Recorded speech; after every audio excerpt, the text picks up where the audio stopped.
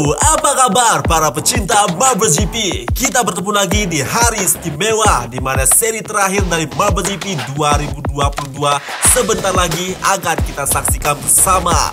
Cuaca cerah berawan menemani kita di Mandalika kali ini dengan suhu 23 derajat Celcius. Semoga saja tidak hujan dan semua rider bisa menyelesaikan balapan dengan sempurna. Menarik sekali melihat bagaimana race pada seri Jepang sirkuit Motegi kemarin memakan banyak korban. Tentunya race kali ini mereka harus sudah benar-benar mempersiapkan diri. Masih dengan saya untuk terakhir kalinya akan menemani Anda. Tidak sendirian tentunya, tetap setia dengan rekan saya Bung Jo Firmansyah, expert kita yang sudah menemani saya semenjak seri pertama Marble GP 2022 dimulai. Apa kabar Bung Jo? Halo, kabar baik Bung Jeki. Ya Bung Jo, senang mendengarnya. Dan ini dia starting grid kita pada hari ini, di mana peraih pole position pada seri terakhir Marble GP 2022 kali ini ada Pol Espargaro dengan raihan waktu tercepat pada sesi kualifikasi kemarin dengan waktu 22,26 detik, diikuti di grid kedua oleh Enea Bastianini dengan waktu 22,35 detik, dan Johan Zarco berada di grid ketiga dengan waktu 22,39 detik. Dan Dani Pedrosa, Stoner, dan Loris Capirossi harus memulai balapan dari 3 grid paling belakang.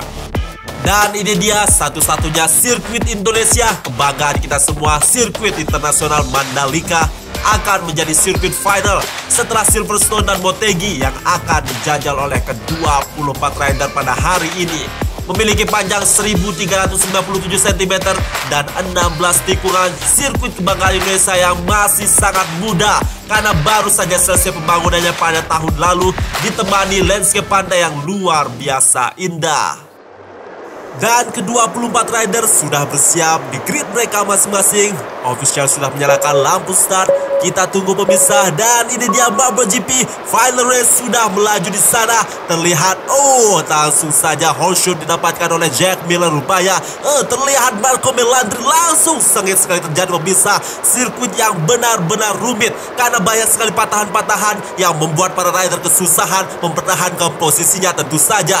Dan satu lagi, sirkuit ini terasa sangat cepat pemisah, dan kita sudah memasuki lap kedua. Sayang sekali Jorge Lorenzo, sayang sekali harus keluar lintasan di konveyor padahal baru saja race dimulai dan memasuki lap kedua. Sayang sekali untuk Jorge Lorenzo, korban pertama dari sirkuit Mandalika pada hari ini. Semoga saja tidak ada korban-korban selanjutnya. Kita lihat CTG Brno memimpin di sana pemirsa. Sungguh cepat terjadi pergantian posisi di sini. CTG Brno, sayang sekali sirkuit hari ini memakan 2 korban. Max Biaggi menjadi korban kedua dan sirkuit Mandalika dan tidak bisa melanjutkan balapan. Bila terlihat di pos 3 pemirsa, T8 T9 terlewati. Zarco masih bertahan di sana pemirsa. CTG Brno terlihat dan benar saja mulai masuk manuver yang sangat cantik dari CTG Brno, dan kita sudah memasuki lap keempat. Sayang sekali Joan Mir sepertinya mengalami insiden di sana pemirsa. Dia stuck di tikungan 8 sepertinya. Kita lihat apakah dia bisa melanjutkan balapan atau tidak. Kita menunggu, dan terlihat di sana Joan Mir. Ternyata Joan Mir sudah bisa melanjutkan balapan, tapi sayangnya harus memulai dari urutan paling bawah karena tertinggal 1 lap. Bung Jo, hanya saya saja atau memang lap demi lap kali ini terasa sangat cepat? Saya perhatikan benar sekali Bung. Bisa dilihat dari sesi kualifikasi, waktu yang dicatatkan para rider cukup singkat. Mungkin karena sirkuit ini lebih banyak lintasan-lintasan pendek sehingga waktu tempuhnya bisa lebih cepat. Oke Bung Jo, pertandingan yang sangat sengit untuk ke-24 rider kita. Sangat sulit untuk mempertahankan posisi di sirkuit ini tentunya. Enea Bastianini terlihat memimpin di sana. Marc Marquez di urutan kedua, dan kita sudah memasuki lap ke-6. Dan Enea Bastianini masih memimpin.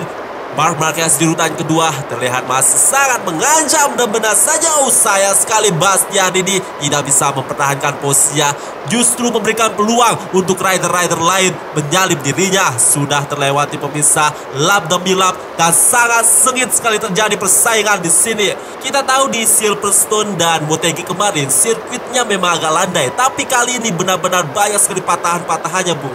kemungkinan terburuk apa nih yang bisa terjadi di sirkuit dengan kondisi seperti ini? Saya sempat melakukan riset dari beberapa sumber. T2 di sirkuit ini cukup tricky, Bung. Rider harus konsentrasi karena selepas T2 harus menghadapi T3 dan T4 yang cukup dekat yang bisa memperlambat laju atau bahkan stuck, Bung. Oke, baik Bung Jo, saya mengerti Bung. Dan terlihat di sana Enea Bastianini. Oh, apa yang terjadi?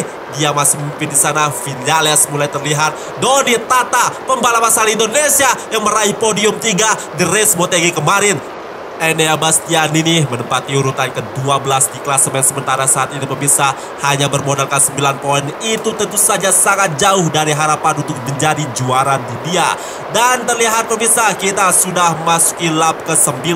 Bastianini di urutan kedua sekarang pemirsa. Vinales Top Gun yang memimpin sekarang. Masih banyak rider-rider top yang belum kita lihat performanya sejauh ini pemirsa. Doni Tata sekarang memimpin, pembalap asal Indonesia yang meraih podium 3 di race Motegi kemarin. Apakah bisa podium kali ini? Karena Doni Tata berpeluang menjadi juara dunia juga. Dan ini dia pemirsa, sudah masuki lap 10.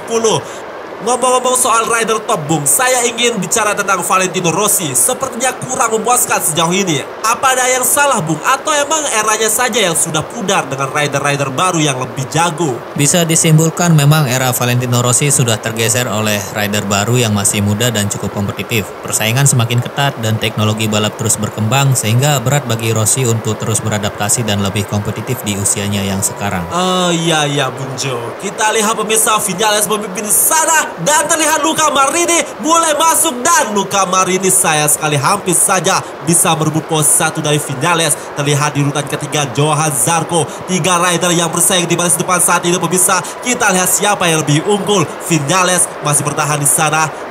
Pemenang kita di race Motegi kemarin, Marco Melandri, belum terlihat performanya pemirsa. Saat ini dia menempati urutan ke-12. Ditemani oleh Takaki Nakagami di urutan ke-11. Kita lihat pemirsa, Vinales masih bertahan. Belum ada rider yang mampu menggeser posisinya dari posisi 1. Luca Marini, Valentino Rossi. Baru saja Bung kita bicarakan Valentino Rossi mulai beraksi sepertinya. Dan sudah lap ke-13. Klasemen saat ini dipimpin oleh Maverick Vinales, tapi masih ada kesempatan untuk Quartararo, Marquez. Oh, korban ketiga kita Bung, Andrea Dovizioso tidak bisa mengikuti balapan lagi karena harus out. Sayang sekali. Oke Bung, akan saya lanjutkan. Dari kelima orang ini, siapa nih Bung yang peluangnya lebih besar berdasarkan pantauan balapan mereka selama 2 seri terakhir? Tidak hanya 5 rider Bung, bahkan ada 10 rider yang masih bisa berpotensi juara dunia. Banyak kemungkinan yang masih bisa terjadi di balapan terakhir ini. Faktor sirkuit juga menjadi penentu karena Mandalika baru pertama digunakan di ajang Marble GP dan masih menjadi misteri bagi para rider untuk ditaklukkan. Oke Bung Jo, mencoba Marc Marquez untuk memanuver, tapi sayang sekali Marc Marquez bergerak kayak saja di tapi Valentino Rossi masih bisa bertahan. Balapan yang benar-benar sulit untuk ke-24 rider kita di sirkuit yang sangat sulit sepertinya untuk hari ini pemirsa, untuk race final. Memang cocok sirkuit ini dipilih menjadi race final karena memang sesulit itu pemirsa. Kita lihat Vinales masih bertahan di sana. Cukup sulit untuk Valentino Rossi mendahului Vinales. Cukup berjarak di sana dan kita sudah memasuki lap ke-16. Sebentar lagi pemirsa, tersisa 4 lap lagi untuk mengetahui siapa yang akan menjadi juara dunia MotoGP 2022 kali ini. Doni Tata terlihat di urutan kedua sekarang. Valentino Rossi, siapa yang terjadi? Johan Zarco lagi dan lagi. Valentino Rossi sepertinya sedikit lengah tadi. Sudah masuk lap 17 Bung. Kemarin saya sempat tidak percaya di race 1 Melandri bisa meraih podium. Artinya skill balapannya masih sangat tajam untuk seorang yang sudah lama pensiun Bung. Ya benar sekali Bung, walaupun usianya sudah tidak muda lagi, namun dia terlihat terus memacu semangat dan kerja kerasnya untuk tampil kompetitif di seri Marble GP 2022 ini Bung. Iya, saya setuju sekali Bung Jo. Dan Valentino Rossi memimpin di lap ke-18. Terlihat Marc Marquez. Doni Tata rupanya. Sayang sekali Doni Tata. Dan ini dia memberikan jalan. Apa yang dilakukan oleh Marc Marquez terlalu melebar rupanya. Dimanfaatkan dengan baik oleh pembalap Indonesia Doni Tata. Terlihat Sete Gebrno. Sayang sekali. 2 rider sekaligus dilewati Sete Gebrno. Dan terlihat di sana Doni Tata langsung membalas dengan melewati 2 rider sekaligus juga. Valentino Rossi di urutan kedua pemirsa. Terlihat Pecco Bagnaia sudah tidak berdaya sepertinya karena dia berada di hutan buncit. Dan Marc Marquez memimpin sekarang. Doni Tata masih bertahan di urutan kedua. Marco Melandri terlihat pemirsa. Apakah Marco Melandri akan membalas kemenangannya seperti race 1 lalu? Dan memasuki lap terakhir pemirsa, Marco Melandri yang memimpin sekarang. Marc Marquez terlihat di posisi kedua. CT Gebrno di posisi ketiga. Valentino Rossi di posisi keempat. Wow, top rider semua yang ada di posisi depan pemirsa. Doni Tata juga terlihat di posisi 5. Apakah Doni Tata bisa membuat Indonesia bangga? Marc Marquez memimpin sekarang pemirsa. Marco Melandri langsung melakukan manuver yang sangat cantik dan Marco Melandri keluar menjadi juara pada seri terakhir kita dan meraih podium 1 pemirsa. Dan Doni Tata berhasil menempati podium kedua, sementara Valentino Rossi yang diharapkan podium hanya bisa finish di urutan kelima saja. Dan ini dia tayangan ulang ketika Jorge Lorenzo harus out keluar lintasan saat berusaha menaiki konveyor. Namun sayangnya hal itu menjadi insiden yang buruk untuk Lorenzo, padahal baru saja memasuki lap kedua. Dan terlihat bagaimana Max Biaggi berbenturan dengan Valentino Rossi saat menaiki konveyor. Dan itu menyebabkan Max Biaggi kehilangan keseimbangan dan harus terjatuh dan keluar dari lintasan. Dan ini dia manuver cantik dari Enea Bastianini di T14. Dia bisa melewati 3 rider sekaligus hanya dengan memanfaatkan momentum yang tepat. Dan korban ketiga dari Mandalika kali ini adalah Dovizioso yang terlihat mencoba untuk menaiki konveyor, berusaha keras tapi sayangnya akhirnya harus kehilangan keseimbangan dan terlempar jauh dan sangat jauh dari sirkuit. Sayang sekali Dovizioso tidak bisa melanjutkan balapan lagi. Dan ini dia manuver favorit saya dari Valentino Rossi di T16 berhadapan dengan Johann Zarco dan berhasil dimenangkan oleh Valentino Rossi dengan manuver yang sangat cantik dan bisa merebut posisi 2 dari Johann Zarco. Dan saat ini terlihat di layar kaca Anda pemirsa hasil balapan hari ini, di mana Marco Melandri berhasil finish pertama, diikuti oleh Doni Tata, lalu diikuti oleh CT Gebrno di urutan ketiga. Sayang sekali untuk Valentino Rossi yang sedari tadi dijagokan hanya mampu finish ke-5 saja. Dan Marc Marquez hanya mampu finish ke-6. Dan tidak terlepas dari insiden yang terjadi, 3 rider kita harus out dan tidak bisa mengikuti balapan lagi. Sayang sekali untuk Dovizioso, Biaggi, dan Jorge Lorenzo. Dan sekali lagi selamat untuk para peraih podium kita, di mana podium 3 ditempati oleh CT Gebrno. Berada di podium kedua Doni Tata, selamat, kamu membanggakan Indonesia. Dan peraih podium 1 Marco Melandri, selamat dulu Marco Melandri. Tapi tentunya ini belum berakhir, kita akan tahu siapa peraih poin terbanyak dan bisa menjadi juara dunia di Marble GP 2022. Sebentar lagi kita akan mengetahuinya pemirsa. Dan ini dia pemirsa yang kita tunggu-tunggu akhirnya. Terlihat Marco Melandri dengan 50 poin berhasil memimpin klasemen, diikuti oleh Maverick Vinales dengan 40 poin dan pembalap asal Indonesia Doni Tata dengan 37 poin. Dan ini artinya Marco Melandri resmi menjadi juara dunia Marble GP 2022 dengan jumlah poin terbanyak 50 poin.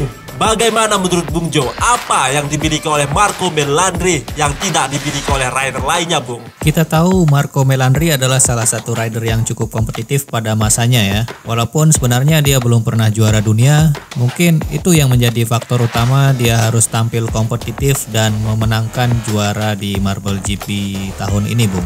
Yang jelas semangat dan kerja keras Marco Melandri lebih besar dari rider lainnya sehingga dia menang. Oh iya Bung, dan selamat untuk Marco Melandri sekali lagi berhasil keluar menjadi juara dunia di Marble GP 2022. Tentunya ini menjadi hadiah yang sangat indah untuk seorang Melandri yang sudah lama pensiun dari dunia balapan. Dan Bung Jo, sepertinya kita harus segera undur diri. Dan pemirsa, ini adalah perjumpaan kita di Marble GP 2022. Untuk terakhir kalinya saya mengucapkan terima kasih mewakili kru yang bertugas. Terima kasih sudah mengikuti Marble GP dari seri pertama sampai hari ini kita sudah menemukan juara untuk Marble GP 2022. Sampai jumpa di tahun selanjutnya. Semoga kalian masih bersemangat untuk menyaksikan Marble GP di tahun-tahun selanjutnya. Dan pastinya jangan lupa like, comment, share, dan subscribe YouTube channel Marble Run Indonesia. Jangan lupa nyalakan lonceng notifikasinya agar kalian tidak terlewat event-event atau konten seru dari Marble Run Indonesia. Dan akan lebih lengkap jika kalian follow kami di sosial media kami, YouTube, Facebook, Instagram, dan TikTok dengan nama Marble Run Indonesia untuk melihat konten-konten seru di sosial media kami. Baik Bung Jo, sepertinya sudah saatnya kita berpamitan kepada pemirsa. Saya dan Bung Jo meminta maaf atas segala salah-salah kata yang mungkin kami ucapkan. Saya JK Hendarko dan rekan saya Joe Firmansyah mewakili kru yang bertugas mengucapkan terima kasih dan sampai jumpa di event selanjutnya.